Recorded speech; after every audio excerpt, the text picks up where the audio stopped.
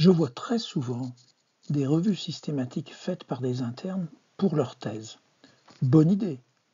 Le problème, c'est qu'ils ne sont pas encadrés, et s'ils sont encadrés, leur directeur de thèse ne sait pas ce qu'est une revue systématique. Je le vois souvent.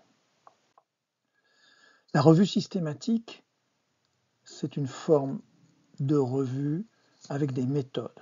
Ce n'est pas la revue narrative qu'on a connue. Il s'agit d'identifier, de sélectionner, d'évaluer, résumer les études primaires, des données et des résultats sur une question précise. Il y a une question de recherche dans une revue systématique. La méthodologie est très rigoureuse, devrait être reproductible et basée sur un protocole afin de réduire les biais. Les revues narratives sont ces revues où quelqu'un expose ses opinions souvent. Et il existe aussi des scoping reviews quand la littérature ne permet pas de faire une vraie revue systématique. C'est une recherche très codifiée. Problème de base, il faut être deux pour lire les articles. Donc quand un seul interne fait une revue systématique, ça ne va pas. Il faut se former avant de faire une revue systématique. Et se former, pas uniquement 2 heures d'explication. Ce module ne suffit pas pour former. Ce sera le plan IMRAD, pourquoi j'ai fait ce travail, comment je l'ai fait, qu'est-ce que j'ai observé, qu'est-ce que j'en pense. Et il existe des lignes directrices Prisma sur le réseau Équator. C'est tout un processus pour filtrer des articles. Il faut une question de recherche et en général on va enregistrer son protocole sur un registre qui s'appelle Prospero. La recherche documentaire doit être faite avec des professionnels, on ne peut pas la faire seul. Il y a un criblage, une sélection des articles, on en a trouvé 3000 sur PubMed, on va déjà en retenir 250. Et puis après, avec des grilles, on va voir la qualité méthodologique de ces articles, et de 250, on peut tomber à 35. On va faire une synthèse du niveau de preuve, et la thèse sera finie.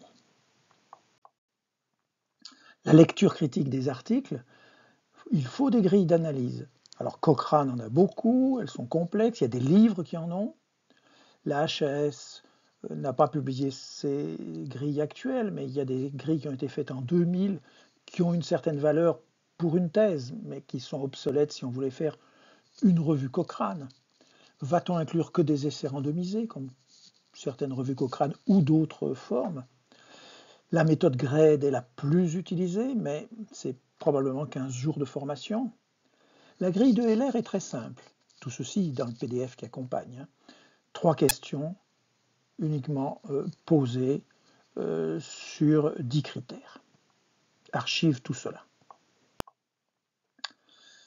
Tu l'as déjà vu en lisant des revues systématiques, il va falloir, dans tes résultats, mettre ce qui s'appelle un diagramme de flux et revenir sur toutes ces étapes que nous n'avons pas décrites en détail.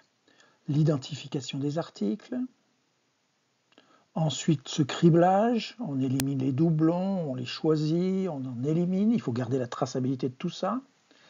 L'éligibilité des articles, en général des grilles de lecture adaptées à la recherche, il n'y a pas de grille comme ça, il faut les adapter, et puis l'inclusion de quelques articles qui vont être dans le corps de ta revue systématique, et ces quelques articles, tu vas les présenter de préférence avec des tableaux de données adaptés à chaque thème. Il va falloir trouver ton tableau, le construire et mettre les données de tous les articles dans ce grand tableau. Il y a 3 méthodes. Dans le PDF, je vais un peu plus loin. Nous avons parlé que de la systématique, protocole écrit, enregistré sur Prospero, une recherche documentaire explicite avec une question de recherche, des extractions de données, double lecture, évaluation, risque des biais, synthèse des données. Rien de tout ça n'est fait dans les revues dites narratives, où quelqu'un explique comment il fait à partir de ses opinions. Et je ne détaille pas ici l'étude de portée, mais qu'il faut connaître parce que parfois c'est très utile. Donc, la revue systématique, c'est évaluer des études primaires. On ne fait pas rentrer des éditoriaux, des cas cliniques dans une revue systématique. C'est au moins 2 internes en même temps qui vont faire une double lecture. Il y a toutes ces étapes qu'on a vues d'identification, de criblage. Il faut des grilles bien choisies et adaptées à ton thème et des tableaux de synthèse que tu as préparé adapté à ton thème. J'ai fait un PDF de 7 pages expliquant les grands principes que tu pourras télécharger, mais en fait, la base, c'est qu'il faut que tu sois encadré par un directeur de thèse qui sache ce qu'est une revue systématique, et ils ne sont pas très nombreux à savoir les faire.